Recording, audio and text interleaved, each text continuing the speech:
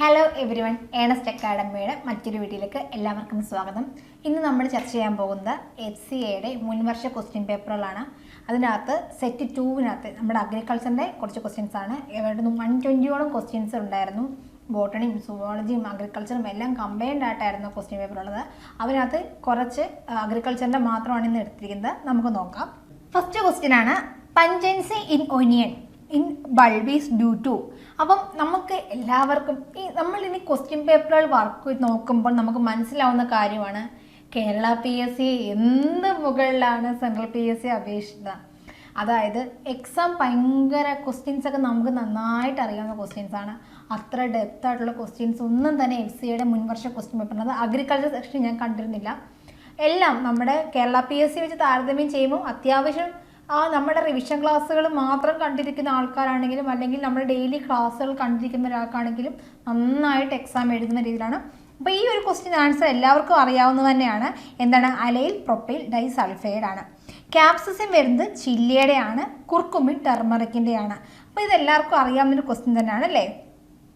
Second question ആദ്യം നമ്മളെടുത്ത് ഒനിയൻ്റെ ചോദിച്ചു, പിന്നെ അടുത്ത ക്വസ്റ്റ്യൻ തന്നെ വന്ന് ചില്ലിയുടെ പഞ്ചൻസി എന്താണെന്നാണ്. അപ്പം തന്നെ നമുക്ക് മനസ്സിലാക്കണം ഒരു ഏകദേശം എക്സാമിൻ്റെ പാറ്റേൺ അല്ലെങ്കിൽ എക്സാമിൻ്റെ ക്വസ്റ്റ്യൻ പേപ്പർ എത്രത്തോളം നമുക്ക് ടഫാണ് അല്ലെങ്കിൽ എത്രത്തോളം നമുക്ക് അറ്റൻഡ് ചെയ്യാൻ പറ്റുമെന്ന് ഇപ്പം തന്നെ മനസ്സിലാക്കണമല്ലോ. അപ്പോൾ പഞ്ചൻസി ഓഫ് ചില്ലി വരുന്നത് ക്യാപ്സിസിൻ ആണ് വരുന്നത്. പിന്നെ സൊളാനിൻ വരുന്നത് ഏതിനെയാണ്? സൊളാനിൻ വരുന്നത് പൊട്ടറ്റോയ്ക്കും. ഐസോതയോസൈനേറ്റ് വരുന്നത് ക്രൂസിഫേഴ്സ് ക്രോപ്പുകളിലുമാണ്. അതായത് നമ്മുടെ ക്യാബേജ്, കോളിഫ്ലവർ, അങ്ങനത്തെ റാഡിഷ്, ക്യാരറ്റ്, അങ്ങനത്തെ ക്രൂസിഫർ ക്രോപ്പുകളിലാണ് പഞ്ചൻസി കാരണമാണ് ഐസോതയോസൈനേറ്റ്.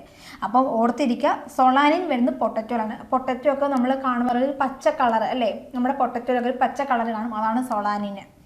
അടുത്ത ക്വസ്റ്റ്യൻ ആണ്, which soil structure is suitable for crop growth. ഇത് നമ്മുടെ ഒരു കേരള PSCയുടെ ഒരു PYQ ക്വസ്റ്റ്യൻ കൂടിയാണിത്. അപ്പം നമുക്ക് എല്ലാവർക്കും അറിയാവുന്നൊരു ക്വസ്റ്റ്യൻ തന്നെയാണല്ലേ. നമുക്ക് പ്ലാന്റ്സ് വളരാൻ അല്ലെങ്കിൽ ഒരു ക്രോപ്പ് ഗ്രോത്തിന് ഏറ്റവും നല്ല നമ്മുടെ സോയിലിൻ്റെ സ്ട്രക്ചർ എന്ന് പറയുന്നത് ഗ്രാനുലർ ആൻഡ് ക്രംബി സ്ട്രക്ചറാണ്. ഗ്രാനുലർ ഓർ ക്രംബി സ്ട്രക്ചറാണ് ഏറ്റവും നല്ലത്. അടുത്ത ക്വസ്റ്റ്യൻ വരുന്നത്, cake in which highest amount in nitrogen present. അപ്പോൾ നമ്മൾ ഇനി ഒരു സെൻട്രൽ എക്സാംസിന് പ്രിപ്പയർ ചെയ്യുമ്പോൾ POPയുടെ വെച്ച് കമ്പയർ ചെയ്ത് പഠിക്കാതിരിക്കാൻ ശ്രമിക്കുക. അന്നേരം നീംരാജ് സുണ്ടയുടെയോ അല്ലെങ്കിൽ അരുൺ കാത്തിയാൻ്റെ ഒക്കെ ഒരു ബുക്ക് റെഫർ ചെയ്യുന്നതായിരിക്കും കുറച്ചും കൂടെ നല്ലത്. നമ്മുടെ POPയിലും അതുപോലെ തന്നെ ആ ഒരു കോമ്പറ്റീറ്റീവ് സെൻട്രൽ ഗവൺമെൻറ് കോമ്പറ്റീറ്റീവ് എക്സാംസിനും റേഞ്ചസ് തമ്മിൽ വ്യത്യാസമുണ്ട്. അപ്പം ഒരു വാലിഡ് ഉള്ള റിസോഴ്സ് തന്നെ നോക്കി പഠിക്കുന്നതായിരിക്കും കുറച്ചും കൂടി നല്ലത്. അപ്പം നമുക്ക് എല്ലാവർക്കും നമ്മുടെ POPയിൽ പറഞ്ഞിരിക്കുന്നത് വാല്യൂ വ്യത്യാസമുണ്ട്. 0.5 0.1 ഒക്കെ വ്യത്യാസമുണ്ട്. ചിലപ്പോൾ ഓപ്ഷൻസുകൾ നമ്മളെ കൺഫ്യൂസ്ഡ് ആക്കിയേക്കാം. അതുകൊണ്ട് ശ്രദ്ധിച്ച് പഠിക്കുക. സെൻട്രൽ എക്സാമിന് നിങ്ങൾ പ്രിപ്പയർ ചെയ്യുമ്പോൾ നല്ല സോഴ്സ് തന്നെ നോക്കിയെടുക്കുക.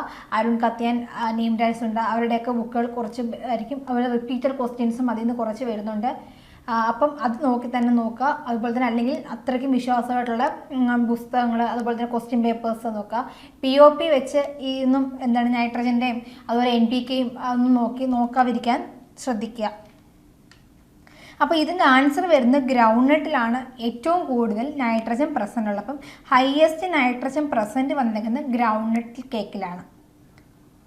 അടുത്ത ക്വസ്റ്റ്യൻ ആണ്, which crop is heavily affected powdery mildew.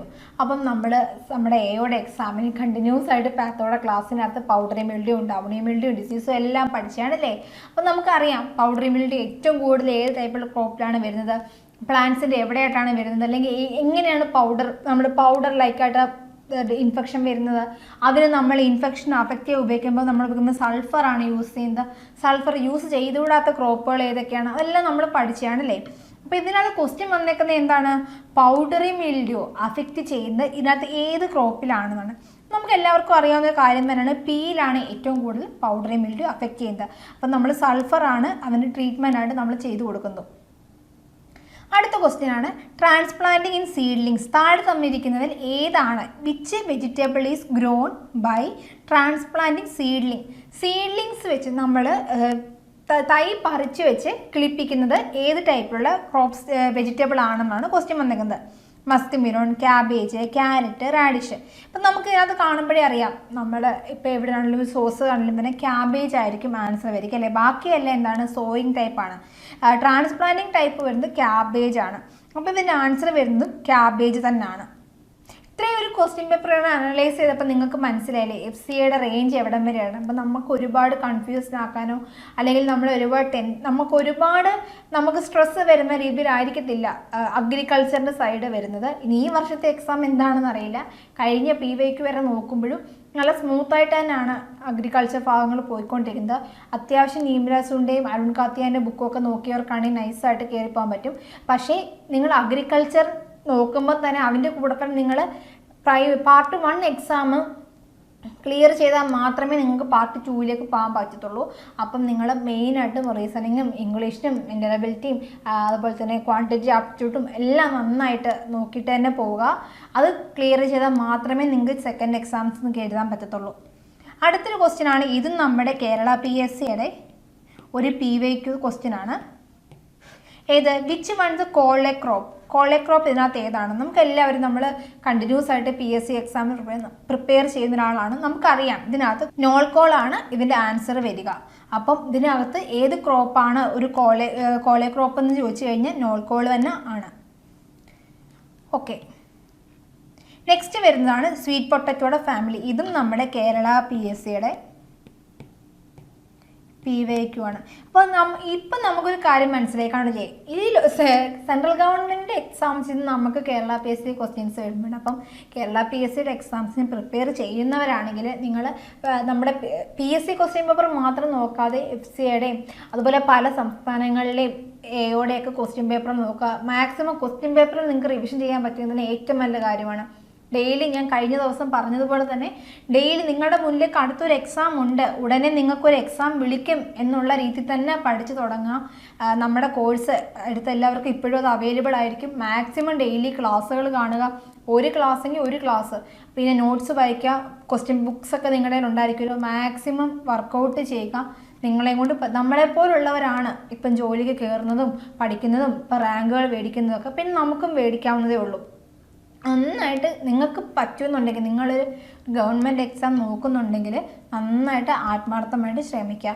എന്തായാലും FCA നിങ്ങൾ ആത്മാർത്ഥമായിട്ട് പാർട്ട് 1 ക്ലിയർ ചെയ്ത പാർട്ട് 2 അഗ്രികൾച്ചർ എന്നുള്ള ഭാഗം നിങ്ങൾക്ക് ഒരുപാട് സ്ട്രെസ് ചെയ്യാതെ ഇല്ലെങ്കിൽ നിങ്ങളെ ഒരുപാട് കൺഫ്യൂസ് ആക്കാതെ നിങ്ങളെ ഒരുപാട് പേടിപ്പിക്കാതെ കഴിഞ്ഞു പോകുന്നു, അത് ഉറപ്പാണ്. പിന്നെയും ബോട്ടണി ഞാൻ നോക്കിയപ്പോൾ കൂടുതലും ജെനറ്റിക്സ്, ബ്രീഡിങ് അങ്ങനത്തെ ക്വസ്റ്റ്യൻസ് ഒക്കെയാണ് വന്നത്. അത് നമ്മൾ കവർ ചെയ്ത് പോകും നമ്മുടെ അഗ്രികൾച്ചറിനകത്ത്. പിന്നെ സുവോളജി ഉള്ളൂ, അത് കുറച്ച് എൻഡമോളജിയൊക്കെ മിക്സ് ചെയ്തിട്ടാണ് സുവോളജി പാർട്ടിൽ നിന്ന് ക്വസ്റ്റ്യൻ വന്നത്. അപ്പം എന്തായാലും നമ്മളെ കൊണ്ട് പറ്റുന്നതാണെന്ന് നമ്മൾ വീണ്ടും FCAയിലെ ക്വസ്റ്റ്യൻ പേപ്പർ കാണുമ്പോൾ നമുക്ക് മനസ്സിലാവുന്നുണ്ട്. അപ്പോൾ നമുക്ക് അടുത്ത ക്വസ്റ്റ്യനിലേക്ക് പോവുകയാണെങ്കിൽ ഫാമിലി ഓഫ് സ്വീറ്റ് പൊട്ടറ്റോയുടെ ഫാമിലി ഏതാണെന്ന് വെച്ചാൽ കോൺവോവിലാസെ ഫാമിലിയാണ്. ഇത് നമ്മുടെ PYQ ആണ്. ഏത് നമ്മുടെ കേരള PSCയുടെ PYQ കൂടാണ്. കോൺവോവിലാസെ ഫാമിലിയാണ് സ്വീറ്റ് പൊട്ടറ്റോയുടെ ഫാമിലി വരുന്നത്. കുക്കുർബിറ്റാസെ വരുന്നത് കുക്കുർബിറ്റ്സിൻ്റെ ആണ്. അംബിലിഫറെ വരുന്നത് ക്യാരറ്റ്, ക്യുമിൻ അങ്ങനത്തെ വരുന്നത് തന്നെയാണ് അംബിലിഫറെ വരുന്നത്. പിന്നെ ക്രൂസിഫറ ഉണ്ട്. ക്രൂസിഫേഴ്സ് വരുന്നത് ക്യാബേജ്, ക്യാരറ്റ് അങ്ങനത്തെ വരുന്നത് ക്രൂസിഫേഴ്സിന്. ഓക്കെ, നെക്സ്റ്റ് ക്വസ്റ്റ്യൻ ആണ് ഇമ്പോർട്ടൻറ്റ്. നമ്മളിനി അഗ്രികൾച്ചറിൻ്റെ ഹോർട്ടി ഭാഗം കഴിഞ്ഞു. ഇനി നമ്മൾ എൻഡമോളജിയിലേക്ക് കടക്കുകയാണ്. എൻഡമോളജിയിലേക്ക് കടക്കുമ്പോൾ ഏറ്റവും വലിയ ക്വസ്റ്റ്യൻ ആണ് the important distinguishing character of the class of insects. അപ്പം ഇതിനകത്ത് പറഞ്ഞത് ഇൻസെക്റ്റിനെ പറ്റിയിട്ടുള്ള കാര്യങ്ങൾ ഏതൊക്കെയാണെന്ന്. അപ്പം നമ്മൾ കഴിഞ്ഞ എൻഡമോളജി ക്ലാസ്സിന് ഫസ്റ്റ് ബിൻസിനെ നാം പഠിപ്പിച്ചതാണ് ഇൻസെക്ട്സ്. എന്തൊക്കെയാണ് ഇൻസെക്ട്സിൻ്റെ പ്രത്യേകത. അപ്പം ജോയിൻറ്റ് അപ്പൻഡേജ് ഉണ്ടെന്ന് നമുക്ക് ഉറപ്പല്ലേ. കോമ്പൗണ്ട് ഐസും ഉണ്ട്, 6 ലെഗും ഉണ്ട്. അപ്പോൾ ഇതിൻ്റെ ആൻസർ ഏതായിരിക്കും? ഓൾ ഓഫ് ദീസ് ആയിരിക്കും അല്ലേ. അപ്പം ഞാൻ നിങ്ങളുടെ ക്വസ്റ്റ്യൻ ചോദിക്കട്ടെ, വിത്തൗട്ട് കോമ്പൗണ്ട് ഐസ് ഉള്ള ഒരു ഇൻസെക്റ്റിൻ്റെ പേര് നിങ്ങൾ കമൻറ്റ് ചെയ്യാൻ പറ്റുമോ? നമ്മൾ പഠിച്ചതാണ് വിത്തൗട്ട് വരുന്നത് ഏതൊക്കെയാണെന്ന്. അതൊന്ന് അറിയാമെങ്കിൽ കമൻറ്റ് ചെയ്യേ. നെക്സ്റ്റ് ക്വസ്റ്റ്യൻ ആണ് silk is the secretion of. അപ്പം ഒരു സിൽക്ക് വേമിൻ്റെ സെക്രീഷൻ എവിടെ നിന്നാണ് ചോദിച്ചിരിക്കുന്നത്. അപ്പം നമുക്ക് എല്ലാവർക്കും അറിയാവുന്നതാണ്. ഇത് നമ്മൾ എൻഡമോളജിയിൽ പഠിച്ചതാണ്. സിൽക്ക് വേമിന് പ്രത്യേക സെക്ഷനിൽ നമ്മൾ പഠിച്ചൊരു കാര്യമാണ്. സിൽക്ക് വേമിൻ്റെ സെക്രീഷൻ എന്നത് സലൈവറി ഗ്ലാൻഡ് ആണ്. അപ്പോൾ ഓർമ്മയുണ്ടല്ലോ, ഇല്ലാത്തൊരു പെട്ടെന്ന് പോയി എൻഡമോളജിയുടെ ക്ലാസ് ഒന്ന് നോക്കിക്കേ. ലാസ്റ്റ് ക്ലാസ്സിലൊക്കെ വൃത്തിയായിട്ട് നമ്മൾ പഠിച്ച കാര്യമാണ്. അടുത്ത ഒരു ക്വസ്റ്റ്യൻ ആണ്, ഇത് ബോട്ടണിയിൽ നിന്ന് വന്നൊരു ക്വസ്റ്റ്യൻ ആണ്, പക്ഷേ ഇത് നമ്മൾ ജെനറ്റിക്സിൽ പഠിച്ചിട്ടുണ്ട്. Apomixis in plants means development of a plant. ഇതിനകത്ത് പറയുന്നുണ്ട്, ഇതിനകത്ത് എന്താണ് വരുന്നത്? ഫ്രം എ സ്റ്റെം കട്ടിംഗ് ആണോ, അല്ലെങ്കിൽ ഫ്രം റൂട്ട് കട്ടിംഗ് ആണോ, അല്ലെങ്കിൽ വിത്തൗട്ട് ഫ്യൂഷൻ ഓഫ് ഗ്യാമേറ്റ് ആണോ, ഫ്രം ഫ്യൂഷൻ ഓഫ് ഗ്യാമേറ്റ് ആണോ? നമുക്കറിയാം എന്ത്, വിത്തൗട്ട് ഫ്യൂഷൻ ഓഫ് ഗ്യാമേറ്റ്സിനെയാണ് നമ്മൾ അപ്പോമെക്സിസ് എന്ന് പറയുന്നത് അല്ലേ. അപ്പം ഇതിൻ്റെ ആൻസർ എഴുതുന്നത് സി ആയിരിക്കും. ഇതെല്ലാം നമ്മൾ ടിഷ്യൂ കൾച്ചർ അപ്പോമെക്സിസ് ആ ഭാഗം നമ്മൾ എയുടെ പാർട്ടിൽ കവർ ചെയ്തതാണ്. ഇത് നിങ്ങൾക്ക് ഏതെങ്കിലും ഒരു കാര്യം ഡൗട്ട് തോന്നുന്നുണ്ടെങ്കിൽ പെട്ടെന്ന് പോയി ക്ലാസ് 2x കിട്ടുന്ന കണ്ടു നോക്ക്, ഇല്ലെങ്കിൽ നിങ്ങൾ എഴുതിയ നോട്ട്സ് ഒക്കെ നോക്കാം കേട്ടോ. അടുത്തൊരു ക്വസ്റ്റ്യൻ വരുന്നതാണ്, which crop have relatively higher requirement of sulphur? ഏറ്റവും കൂടുതൽ സൾഫർ വേണ്ടുന്ന ക്രോപ്പ് ഏതാണ്? താഴെ തന്നിരിക്കുന്നതിൽ സെറിയൽസ് ആണോ, ലെഗ്യൂംസ് ആണോ, ഓയിൽ ക്രോപ്സ് ആണോ, അല്ലെങ്കിൽ ഷുഗർ ക്രോപ്സ് ആണോ? ഇത് നമ്മൾ പഠിച്ച കാര്യം തന്നെയാണ്. ഏറ്റവും കൂടുതൽ സൾഫർ വേണ്ടുന്നത് ഓയിൽ സീഡ്സിനാണ്.